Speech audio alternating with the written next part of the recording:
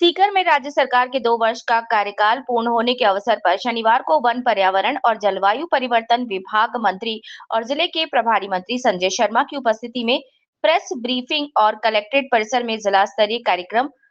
बढ़ता राजस्थान हमारा राजस्थान विकास रथों की रवानगी और सड़क सुरक्षा जागरूकता अभियान का भव्य आयोजन किया गया। इस अवसर पर प्रभारी मंत्री संजय शर्मा ने कहा कि राजस्थान की भजनलाल सरकार ने चाहे पहला बजट हो या दूसरा बजट, दोनों ही बजट में पक्ष और विपक्ष दोनों जनप्रतिनिधियों की आकांक्षाओं और जन भावनाओं के अनुरूप बजट दिया। बजट के इम्प्लीमेंट के लिए भी अधिकारियों को समय समय पर निर्देशित किया। उन्होंने कहा कि राज्य सरकार के बजट में जो भी घोषणाएं हुई वो अमली जामा पहनाने जा रही हैं।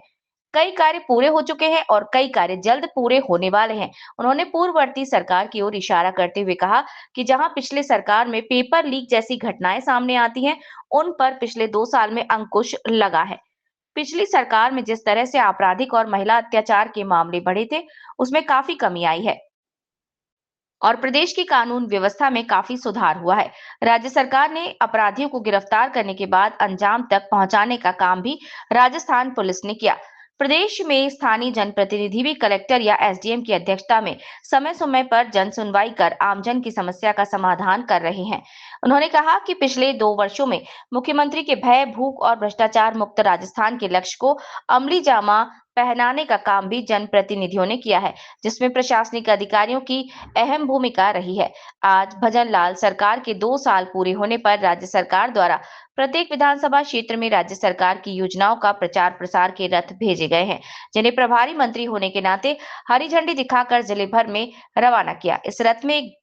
सुझाव पेटिका भी रखी गई है, जिसमें आमजन अपने सुझाव डाल सकते हैं, जो सीधे मुख्यमंत्री के पास पहुंचेंगे। पत्रकारों से रूबरू होते हुए सीकर के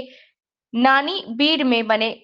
गंदे पानी के डैम की टूटने की समस्या के समाधान पर बोलते हुए प्रभारी मंत्री ने कहा कि ये समस्या वर्षों पुरानी समस्या है, जिस पर स्थानीय जनप्रतिनिधियों और जिला प्रशासन ने विशेष पहल की है और आने वाले समय में राज्य सरकार की वित्तीय विभाग की ओर से जो भी आर्थिक सहायता योजना के माध्यम से आएगा, उसे जल्द ही उचित समाधान का काम करवाया जाएगा। प्रभारी मंत्री संजय शर्मा ने कहा कि आने वाली मानसून की बारिश से पहले ही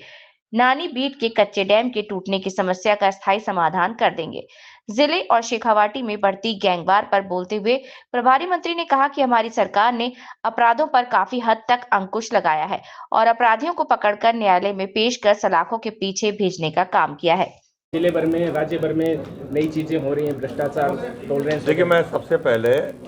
राजस्थान के यशस्वी मुख्यमंत्री आदरणीय भजनलाल जी को बहुत बहुत धन्यवाद, साधुवाद और बधाई देना चाहूँगा, क्योंकि उनके कुशल नेतृत्व को 15 दिसंबर को 2 वर्ष पूरे होने जा रहे हैं और इन 2 वर्षों में माननीय मुख्यमंत्री जी द्वारा राजस्थान की 200 विधानसभा क्षेत्रों में जो भी सारगर्भित सुझाव हों या क्षेत्र के विकास के लिए जो भी हमारे माननीय विधायक गणों ने माननीय मुख्यमंत्री जी के समक्ष मांगे रखी, उन्होंने बिना किसी भेदभाव के 200 की 200 विधानसभाओं में, चाहे वो 2024-25 का बजट हो, चाहे वो 2025-26 का बजट हो, उसमें घोषणाएं ही करी। साथ ही साथ जिन योजनाओं के लिए ज़मीन की आवश्यकता थी, वो अलग अलग विभागों के माध्यम से ज़मीन का आवंटन भी कराया और बजट का आवंटन करा करके बहुत सारी योजनाएं ऐसी हैं जिनका कार्य शुरू हो चुका है, कुछ का शिलान्यास हो चुका है, कुछ का कार्य पूरा हो चुका है, जिसका लोकार्पण संबंधित जनप्रतिनिधियों द्वारा, मंत्रियों द्वारा या माननीय मुख्यमंत्री द्वारा किया गया है। और मुझे ये कहते हुए खुशी है कि ऐसा मुख्यमंत्री जो धैर्यवान है, संवेदनशील है और सबको मिलने वाला है, सुलभ है, और इस नाते से जो भी घोषणाएं बजट के अंदर माननीय मुख्यमंत्री जी द्वारा की गई थी, उन घोषणाओं को अमली जामा पहनाने के बाद अब 2 वर्ष पूरे होने के बाद राज्य सरकार द्वारा अलग अलग विधानसभा क्षेत्रों में रथ के माध्यम से जो जो योजनाएं राज्य सरकार के द्वारा गत 2 वर्षों में राज्य की जनता के लिए दी गई थी, उनके प्रचार प्रसार के लिए, साथ ही साथ आने वाले समय में क्या क्या योजनाएं, कार्य योजना राज्य सरकार की हैं उसके संदर्भ में, साथ ही साथ उस रथ के अंदर एक सुझाव पेटी भी रखी जाएगी, जिसमें जिस क्षेत्र में वो रथ जाएगा, विशेष रूप से ग्रामीण क्षेत्र में चाहे शहरी क्षेत्र में, उस क्षेत्र में उस रथ के देखने वाले या मिलने वाले, रथ में मिलने वाले हमारे नेताओं से या कार्यकर्ताओं से जो आमजन मिलेंगे वो कोई सुझाव, सारगर्भित सुझाव अपने क्षेत्र के विकास संबंधित में, या माननीय मुख्यमंत्री जी को कोई सीधा सुझाव देना चाहे राज्य के विकास के संदर्भ में, उस सुझाव पेटी में डाल सकता है लिख करके, और वो सुझाव जो देगा वो माननीय मुख्यमंत्री तक पहुंचेगा। और आने वाले समय में राज्य के माननीय मुख्यमंत्री आदरणीय भजन लाल जी उन सुझावों पर अमली जामा बनाते हुए राज्य को विकास की ओर उन्मुक्त करते हुए देश के सबसे विकसित राज्य में स्थापित करने के लिए माननीय मुख्यमंत्री जी, हमारा प्रशासन और हम सब जनप्रतिनिधि कर संकल्प हैं। सीकर के नज़दीकी नानी बीड़ की समस्या जो है गंदे पानी काफ़ी लंबे समय से है। वहाँ किसानों के खेतों में पानी भर जाता है, मुआवजा भी उनको नहीं मिल पाता है। नानी बीड़ की समस्या बहुत पुरानी समस्या है और विशेष रूप से सीकर का गंदा पानी उसके अंदर जाता है। उसको लेकर के क्योंकि वो वन भूमि भी है, उसमें आने वाले समय में वन विभाग, गत 2 वर्षों में वन विभाग द्वारा भी कार्य किए गए हैं और माननीय जिला कलेक्टर महोदय से मेरी इस मामले में समय समय पर चर्चा भी होती रही है। आने वाले समय में जहां एक और राज्य सरकार के बजट के माध्यम से, आवंटित बजट के माध्यम से इस समस्या से हम निजात दिलाएंगे, वहीं दूसरी ओर जिला कलेक्टर महोदय ने बताया है कि CSR फंड के माध्यम से भी इस समस्या का निदान करने के लिए कृत संकल्पित प्रयास किया जाएगा। और मुझे पूरा विश्वास है कि आने वाले मानसून से पहले ये गंदे पानी को हम स्वच्छ पानी में कन्वर्ट करके सीकर की जनता को और विशेष रूप से आसपास रहने वाले ग्राम वासियों को राहत प्रदान करने का काम यशस्वी मुख्यमंत्री आदरणीय भजन लाल जी के नेतृत्व में हम सब लोग करें। आगामी बजट है, बजट को लेकर के क्या जो संभावनाएं हैं और आज जो नए जो प्रोजेक्ट चल रहे हैं क्या वो पूर्ण हो पाएंगे? इसमें सर 2 लाइनर कोड वो भी कर दीजिएगा कि नगर निगम की वकालत। आने वाले समय में जो बजट आने वाला है उसमें हमारे जो भी जनप्रतिनिधि सीकर जिले से हैं, वो जो भी सारगर्भित सुझाव या क्षेत्र की जनता की आवाज़ पर जो भी डिमांड्स, जो भी मांग इस क्षेत्र के विकास के लिए माननीय मुख्यमंत्री जी के समक्ष रखेंगे, या जो भी सारगर्भित सुझाव जिला प्रशासन द्वारा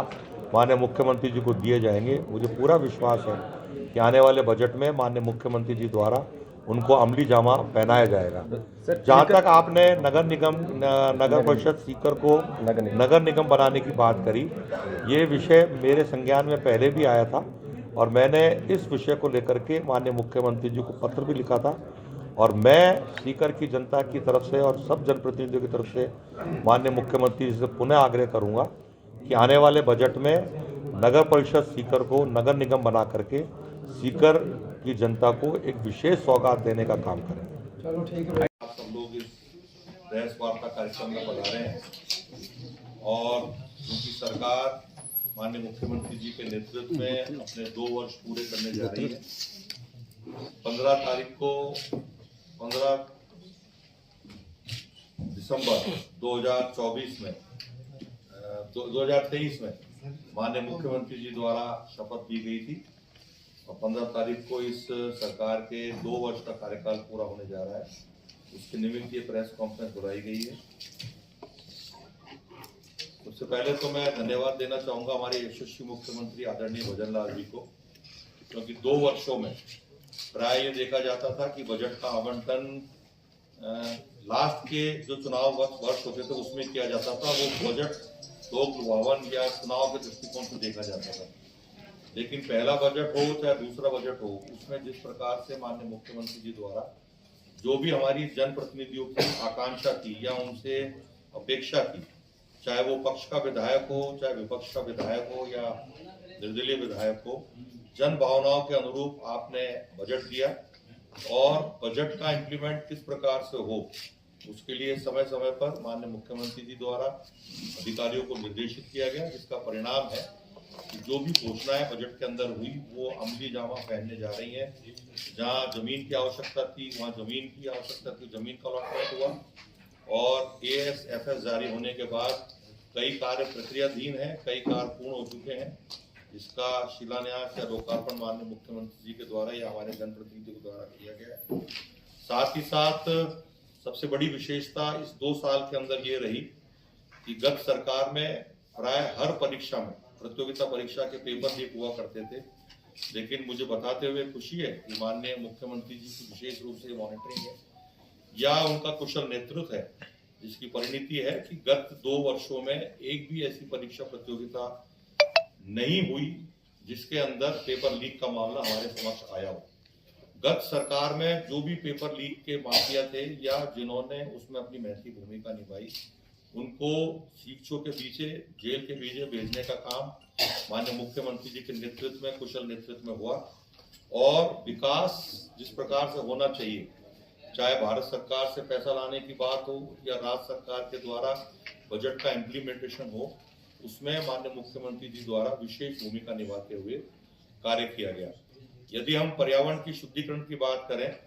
जिसका विभाग मेरे पास है, माननीय मुख्यमंत्री जी के नेतृत्व में हमने इन 2 वर्षों में लगभग 20 करोड़ पौधों का रोपण राजस्थान के अलग अलग हिस्सों में किया है। और मेरा ये मानना है कि प्राय पहले देखा जाता था कि पौधों का रोपण तो हो जाया करता था, लेकिन उसके रख रखाव या देख रेख के लिए कार्य नहीं किया जाता था। लेकिन माननीय मुख्यमंत्री जी का कुशल नेतृत्व और हमारे जनप्रतिनिधियों की सजगता और विशेष रूप से माननीय प्रधानमंत्री जी का जो आह्वान था, एक पौधा मां के नाम लगाने का आह्वान, जो यशस्वी प्रधानमंत्री आदरणीय नरेंद्र मोदी जी ने राजस्थान ही नहीं अपितु समस्त देश की जनता से किया, और उसका परिणाम है कि एक अवेयरनेस आई आम जन के अंदर और आम जन की सहभागिता से आज राजस्थान में हमने 20 करोड़ पौधों का रोपण भी किया और उसके संरक्षण का कार्य सभी राज्य सरकार के जो विभाग हैं, वन विभाग के सहित, उसके अंदर हम लगे हुए हैं। जहां तक अपराधों की बात करें तो गत सरकार का आपको ध्यान होगा कि विधानसभा के दौरान तत्कालीन यूडीएच मंत्री और संसदीय कार्य मंत्री ने सदन के अंदर कहा था कि राजस्थान मर्दों का प्रदेश है और माताओं बहनों के ऊपर हो रहे अत्याचार या बलात्कार की संख्या जिस प्रकार से बढ़ोतरी हुई थी, उसके ऊपर तत्कालीन मंत्री द्वारा विधानसभा में जवाब देना एक निश्चित रूप से शर्मसार करने वाला था। लेकिन मुझे बताते हुए खुशी है कि आज राजस्थान की कानून व्यवस्था में बहुत बड़ी मात्रा में सुधार भी हुआ है, अपराधों में कमी भी हुई है और गत सरकार की तुलना में इस सरकार के जो हमारे अपराधों की संख्या देखें तो उसमें एफआईआर भी कम हुई है और जो भी अपराध दर्ज हुए उसमें मुलजिमों को गिरफ्तार करने के बाद अंजाम तक पहुंचाने का काम हमारी राजस्थान की पुलिस ने किया। इसके साथ साथ जो हमारे जनप्रतिनिधि गण है वो लगातार क्योंकि जिला कलेक्टर महोदय की अध्यक्षता में या अलग अलग उपखंड अधिकारियों की अध्यक्षता में जन सुनवाई नियमित रूप से हो रही है। उस नियमित जन सुनवाई के अंदर जो भी परिवादी आकर के अपनी बात रखता है, हमारे समस्त अधिकारी उस समस्या का निदान करने का काम करते हैं। और विशेष रूप से धन्यवाद देना चाहूंगा हमारे सभी जनप्रतिनिधि गणों को, जिन्होंने इस 2 वर्षों में मुख्यमंत्री जी ने जो लक्ष्य दिया था भय भूख भ्रष्टाचार मुक्त राजस्थान का, उसको अमली जामा पहनाने का काम जहां हमारे एक और जनप्रतिनिधियों ने किया, वहीं प्रशासनिक अधिकारियों ने इसमें अपनी अहम भूमिका अदा करी। इस और आज जो विशेष रूप से मुझे यहाँ आने का सौभाग्य प्राप्त हुआ है कि 2 वर्ष के कार्यकाल पूरे होने पर राज्य सरकार द्वारा प्रत्येक विधानसभा क्षेत्रों में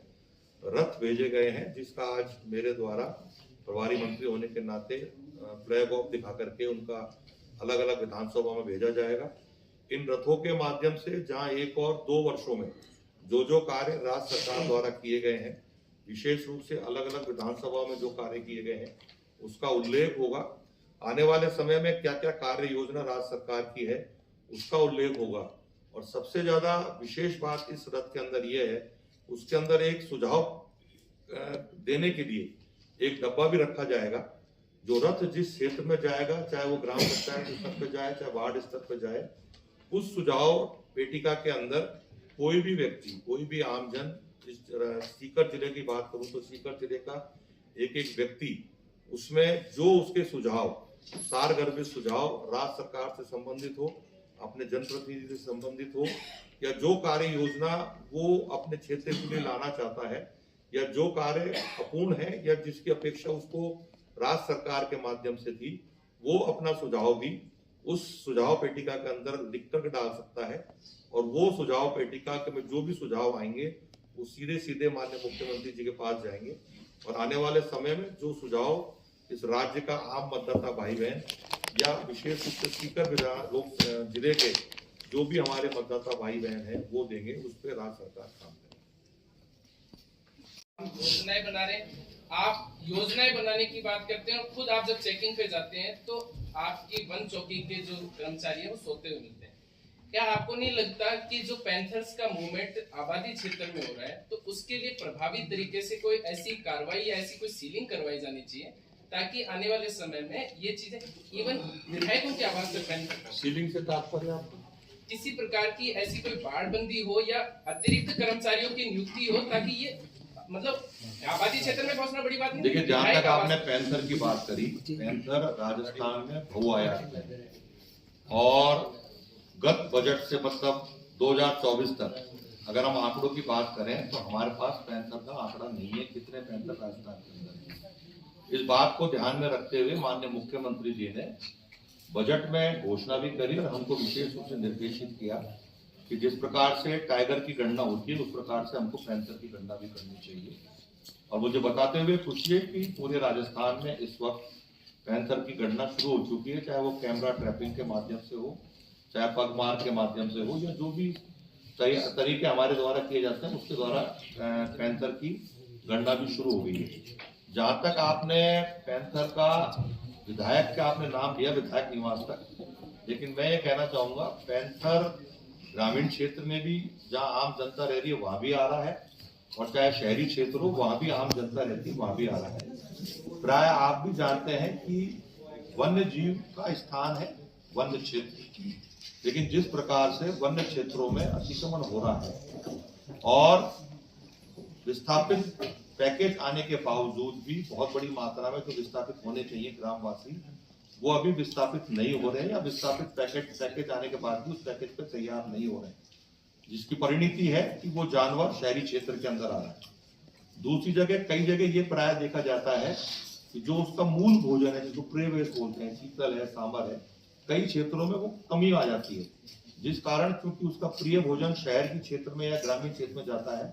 तो कुत्ता या बकरी उसका उस सब्स्टिट्यूट के रूप में उसका प्रिय भोजन हो जाता है, वो भोजन की तलाश में भी आ जाता है। जहां तक आपने नाम नहीं लिया कि जयपुर के अंदर लगातार पिछले एक महीने के अंदर 3-4 बार आवासीय कॉलोनियों के अंदर पैंथर का आवागमन हुआ है, क्योंकि तीनों तरफ जयपुर में पैंथर रिजर्व बनाए हुए हैं, पैंथर सफारी होती है। उसको रोकने के लिए वन विभाग द्वारा, क्योंकि कई जगह जो वन्य क्षेत्र था वहां दीवारें तोड़ दी गई थी अतिक्रमण करने के लिए, उन अतिक्रमणों को हटाते हुए उन दीवारों को भी सही किया जाएगा और ऊपर लोहे की फेंसिंग लगा के तार लगाए जाएंगे। साथ ही साथ जो चिन्हित 4-5 पैंथर हैं उनके गले में रेडियो कॉलर डाल करके उनका मूवमेंट चेक किया जाएगा और जयपुर के अंदर विशेष रूप से 24 घंटे हमारे वन कर्मी अब निगरानी भी कर रहे हैं और आने वाले समय में हमारा प्रयास ये रहेगा कि वहां पर पैंथरों का आवागमन चाहे जयपुर हो चाहे अन्य आवासीय कॉलोनी पूर्व राजस्थान के अंदर हो चाहे ग्रामीण क्षेत्र हो वह ना हो, लेकिन ये वन्य जीव है। आप कहते हैं कि बैरिकेड्स लगा दे, लेकिन ये बैरिकेड कूद के भी जा सकता है। और सिरस्का में एक बाघिन ने तो अभी एक वीडियो भी वायरल हुई है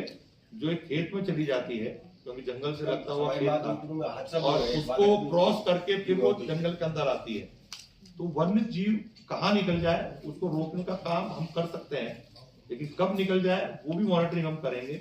और आने वाले समय में हमारा प्रयास ये होगा कि वन्य जीव जंगल में रहे और वन्य जीव क्षेत्र में घुसने वाले जिसमें आदमी जात है उसको भी रोकने का काम हम लोग करेंगे। सर सेकंड क्वेश्चन है, आप अपने सीकर जिले का सौभाग्य है कि आप यहाँ के डिपार्टमेंट के उस डिपार्टमेंट के मिनिस्टर इंचार्ज मिनिस्टर भी हैं और जिले सर आपने जो उपलब्धियाँ गिनाई हैं वो सुनने में काफ़ी अच्छी लगी। ये आंकड़े भी हम देख रहे हैं काफ़ी अच्छे लग रहे हैं, इनका हालांकि हम समय समय पर पोस्टमार्टम भी करते रहते हैं। सर उपलब्धियाँ आपने गिनाई हैं, लेकिन यदि हम सीकर के परिप्रेक्ष्य में देखें तो पिछले 2 सालों में सीकर ने बहुत कुछ खोया है और मिला बहुत कम है। मसलन सीकर जो है पहले संभाग था वो छिन गया, नीम का था यहाँ पे जिला था अलग वो छिन गया। नगर निगम की यहाँ बहुत बड़ी उम्मीद थी क्योंकि पाली जैसा एक छोटा जिला है उसको नगर निगम मिल जाता है और सीकर को नहीं मिलता। रानी डैम का जो मामला है वो कई यूँ कह सकते हैं दशकों से चल रहा है, उसमें भी कुछ भी नहीं। उन्होंने कब घोषित किया, कौन से वर्ष में किया? जाते जाते जिला कब बनाया? जाते जाते। जब मैं आया था यहाँ पे मंत्री व प्रभारी, लेकिन चीना तो आपकी सरकार में है ना। सुनो सर, क्या आपको ये अच्छा लगता था कि संभाग प्रभारी एक तहसीलदार के कमरे में जाके बैठे? आपने क्या उन संसाधनों को क्रिएट किया? पहले आपको अगर जिला मुख्यालय बनाना था नीम का थाना को सीकर को संभाग बनाना था, हम सब लोग स्वागत करते हैं, लेकिन आपको पहले वहां संसाधन तैयार करने चाहिए थे। एक संभागीय आयुक्त आकर के तहसीलदार के कमरे में बैठे, उदाहरण दे रहा हूँ, ठीक है ना, नीम का थाना में कलेक्टर अपना स्थान डोलता डोले, ठीक है ना, नगर निगम बनना चाहिए, इस बात की पैरवी मैं भी करता हूँ। मैंने माननीय मुख्यमंत्री महोदय को प्रभारी मंत्री के नाते पत्र भी लिखा है, उनको आग्रह भी किया है, लेकिन मैं फिर कह रहा हूँ, इन घोषणा करने वालों से पूछना कि अगर सीकर को संभाग बनाना था, नीम का थाना को जिला बनाना था, जिस प्रकार से माननीय मुख्यमंत्री भजन लाल जी ने 2024, 25, 26, 26 में 200 विधानसभाओं में वो काम दिए हैं जो अमूमन सरकारें लास्ट में देती हैं, और उन काम पे इम्प्लीमेंट शुरू हो गया, काम शुरू हो गया है। अच्छा होता कि 2018 में आपकी सरकार बनी थी, 2019 या 2020 में इनको देते तो अंत तक अमली जामा पहन जाते, लेकिन एक केवल घोषणा करना, वोट लेने के लिए घोषणा करना, इसको मैं गलत मानता हूँ। नहीं, वो सर आप कह रहे हैं कि साधन संसाधन नहीं बढ़ाए, तो वो जिम्मेदारी तो आपकी सरकार की भी है। अरे वाह, कमाल कर रहे हो आप, तो लाखों हजारों रुपए दे जाओगे, कहाँ से लाएंगे आप योजना तो ऐसी बनाओ जो इम्प्लीमेंट हो सके, और मैं कह रहा हूँ ना, हम स्वागत करते हैं, तो आप ये नहीं मानते हम स्वागत करते हैं, सीकर संभाग बनाना चाहिए था, बनना चाहिए, नीम का थाना जिला बनना चाहिए, लेकिन जो श्रेय ले रहे हैं इस बात का, जो हमको कोस रहे हैं आगे बढ़ करके, अच्छा रहता 2019 में बनाते, 2020 में बनाते, और 2023 के चुनाव से जाने से पहले पूरे संसाधन यहाँ बन जाते, डेवलप करके जाते। अब आप 2023 में जाते जाते सीकर को भी संभाग बना दो, हमने पूरी वीडियो देखी है, सीकर को संभाग बना दो सीकर संभाग, संसाधन तो देता कायम रहना चाहिए। और मेरा ये कहना है कि वर्तमान मुख्यमंत्री आदरणीय भजन लाल जी बहुत संवेदनशील और जनता के प्रति मुख्यमंत्री, समर्पित मुख्यमंत्री है। आने वाले समय में हो सकता है कि माननीय मुख्यमंत्री जी जन भावनाओं के अनुरूप बनाए, लेकिन अगर वो बनाएंगे तो मुझे पूरा विश्वास है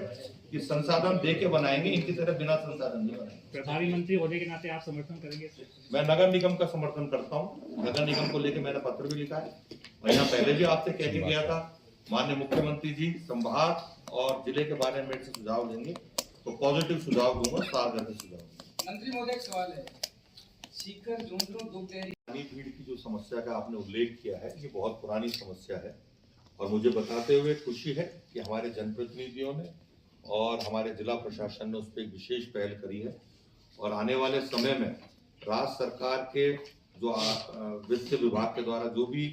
आर्थिक सहायता या जो पैसा इस योजना के मद में आएगा, उसके अतिरिक्त जिला कलेक्टर महोदय ने मुझे बताया कि CSR फंड के माध्यम से भी उसमें काम कराया जाएगा। और मैं आज आपके बीच में बड़े विश्वास के साथ कह रहा हूं कि आने वाली बरसात से पहले हम इस समस्या का परमानेंट निदान कर देंगे। आपने पुलिस सुरक्षा को लेकर, नागरिक सुरक्षा को लेकर बात की। कल ही सीकर में एक बड़ा गैंगवार हुआ, क्या यूपी मॉडल लागू नहीं हो जाना चाहिए? देखिए, मैंने ये नहीं कहा कि अपराध नहीं होते हैं, अपराध होते हैं, लेकिन अपराध होने के बाद पुलिस मुस्तैदी के साथ अपराधियों को पकड़ती है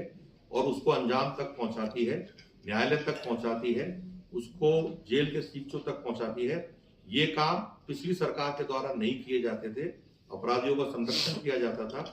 और इन गत 2 वर्षों में माननीय मुख्यमंत्री जी के नेतृत्व में अपराध हुए हैं, अपराधों में भी कमी आई है, लेकिन पुलिस ने उन अपराधियों को अंजाम तक पहुंचाया। सर, आपका जो संकल्प पत्र था उसमें 100 दिन में ट्रांसफर पॉलिसी लागू करने का वादा था, पिछले 20 साल से की पॉलिसी बन रही वही चल रहा है, तो इस पे क्या? देखिए, ट्रांसफर पॉलिसी की जहां तक आपने जो प्रश्न किया है, कैबिनेट मीटिंग में उस पर विस्तार से चर्चा हुई थी, क्योंकि कैबिनेट का एक हिस्सा मैं भी हूँ, और उस कैबिनेट में 6-7 राज्यों की अलग अलग ट्रांसफर पॉलिसीज को हमने देखा भी है, और वो अभी प्रक्रियाधीन है। आने वाले समय में मुझे पूरा विश्वास है कि ट्रांसफर पॉलिसी राजस्थान के अंदर लागू होगी। सर, शहरी चुनाव है, उनको सरकार द्वारा किस कारण से टाला जा रहा है? देखिए, राज्य सरकार का चुनाव में कहीं भी हस्तक्षेप नहीं होता,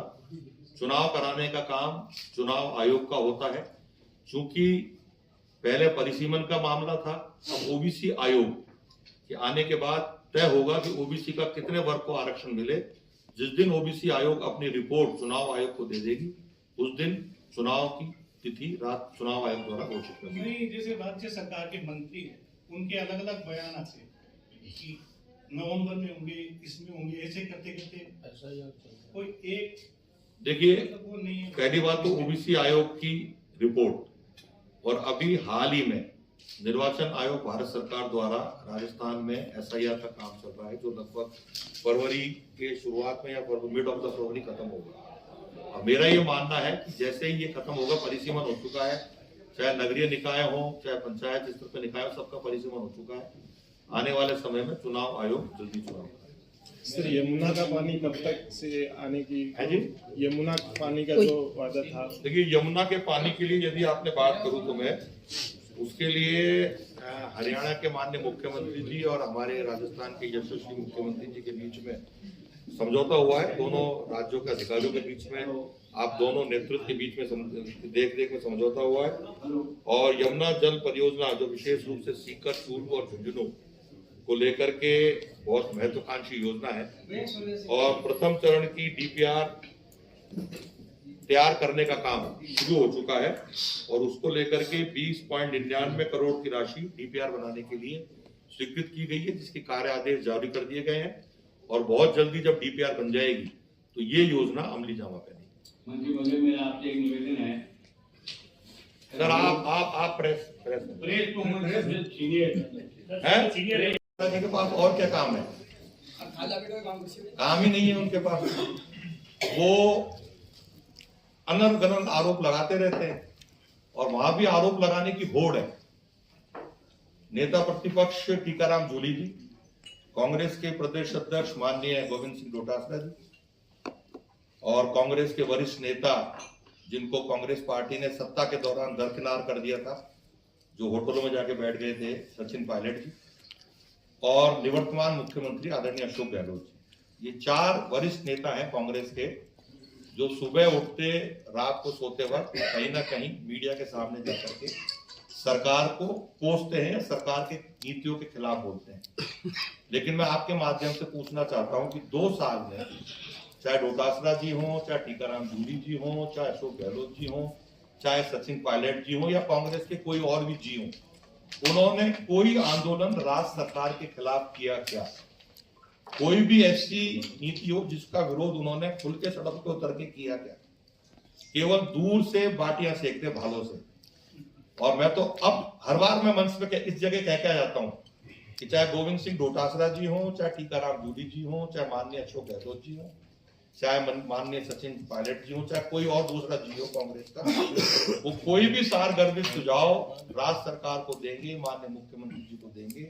राजस्थान के हित के लिए देंगे। निश्चित रूप से मैं मंत्री होने के नाते ये विश्वास देता हूं कि माननीय यशस्वी मुख्यमंत्री आदरणीय भजन लाल जी हर उस सुझाव को स्वीकार करेंगे जो राजस्थान के हित का हो। सर, आपने प्रदर्शन की बात की तो कल ही उनका प्रदर्शन है। कहाँ? एसआईआर को लेके। देखो, एसआईआर को लेके तो पूरे देश में प्रदर्शन कर लिया, बिहार की जनता ने उनको जवाब दे दिया और 2014 के बाद देश की जनता उनको अलग अलग चुनाव में जवाब भी दे रही है। और मैं फिर कह रहा हूं, एसआईआर पे वो कितना ही विरोध कर लें, देश की जनता ने ठान लिया है कि कांग्रेस को घर के बाहर बैठाना है और निश्चित रूप से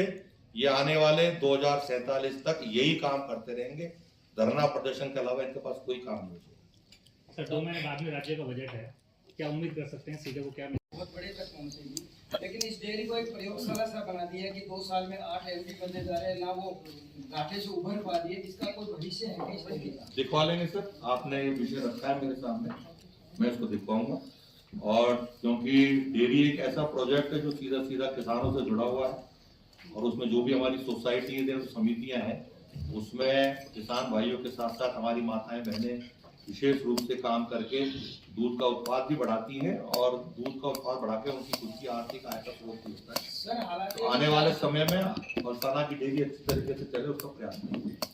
सर, मंत्रिमंडल के पुनर्गठन और विस्तार की चर्चा भी चल रही है। देखिए, वो माननीय मुख्यमंत्री जी का विशेष अधिकार है कि मंत्रिमंडल का पुनर्गठन करें या पुनर्विचार करें, वो सब अधिकार माननीय मुख्यमंत्री जी के हाथों में सुरक्षित है। संभावना है या अफवाह है, इसको क्या माने? अभी तक तो मैं ये मानता हूँ कि केवल आप लोग ही चला रहे हैं। जब तक माननीय मुख्यमंत्री जी कह के नहीं बुला लें कि भैया आज आपको मंत्रिमंडल का विस्तार करना है या गवर्नर साहब के कार्यालय में कोई तैयारी हो, जब तक हम तो ये मानते हैं कि सीकर की प्रेस हो चाहे जयपुर की प्रेस हो, वो रोज कोई ना कोई खबर चलाती रहती है। सर ऐसा तो नहीं है हम लोग चला रहे हैं इसीलिए नहीं हो रहा है? नहीं, ऐसा नहीं है। आप लोकतंत्र के चौथे स्तंभ हैं और आप हमें बार बार सजग भी करते रहते हैं, जगाते भी रहते हैं, लेकिन आपके चलाने से एक फायदा जरूर है कि जो मंत्री बनना चाहते हैं उनकी चाहत बढ़ती चलती जाती है और जिन मंत्रियों को लगता है कि वो हट सकते हैं उनकी हवा भी निकलती रहती है। सर चाहत नहीं चक्कर भी बढ़ जाते हैं, चाहत नहीं चक्कर भी बढ़ जाते हैं। नहीं, भारतीय जनता पार्टी एक ऐसा संगठन है जहाँ चक्कर लगाने की जरूरत नहीं पड़ती। वहाँ ये चक्कर लगाने का काम तो कांग्रेस पार्टी का है। हमारे यहाँ तो एक का जवाब दे दूं, हमारे यहाँ जो योग्य व्यक्ति है उसको चक्कर लगाने की आवश्यकता नहीं पड़ती, उसको घर बैठ के टिकट दी जाती है और घर बैठ के मंत्री बनाया जाता है। कई लोगों के साथ दिल्ली चक्कर चल रहे हैं अभी, ये मुझे जानकारी है। सर डोटासरा जी ने आरोप लगाए 2 साल को लेके कई योजनाओं को चिन्हित करते हुए, और ये आज़ादी से पहले के गांव हैं और पिछली सरकार के दौरान भी ये बात उठी थी। क्या इस सरकार से ये अपेक्षा की जा सकती है कि उन गांवों के लिए कुछ सरकार पॉलिसी ला रही है? एक तो आप एक काम ये करना, पिछली सरकार में जो लोग सक्रिय थे उसमें से एक नेताजी तो सीकर के ही हैं, उन्होंने ये चेतावनी दी है कि उनसे ये पूछना हमारे साथ उनसे ये पूछना कि गत सरकार में जाते जाते कितनी घोषणाएं करी और क्यों करी, और जहां तक आपने वन क्षेत्र में बसी हुई आवासीय बस्तियों के लिए कहा है, और वो बहुत पुरानी बस्तियां, कितने साल पुरानी बस्तियां हैं, आजादी से पहले के गांव हैं, दर्जनों गांव। उसकी एक प्रक्रिया है, डाइवर्जन की एक प्रक्रिया है, उसमें राज्य सरकार वन विभाग को जितनी जमीन पे वो आवासीय बस्ती बसी हुई है उसके ऊपर हमको उसी जगह उसी जिले के अंदर या राज्य के दूसरे स्थान पर हमको जमीन दे, साथ ही साथ उसको डेवलपमेंट करने के लिए, पौधारोपण करने के लिए, संरक्षण करने के लिए हमें फंड्स दे, तो वन विभाग नियम अनुसार उस जमीन को छोड़ देगा और दूसरी जगह। सभी दर्शकों को नमस्कार, आदाब। आप देख रहे हैं जनमानस शेखावाटी न्यूज।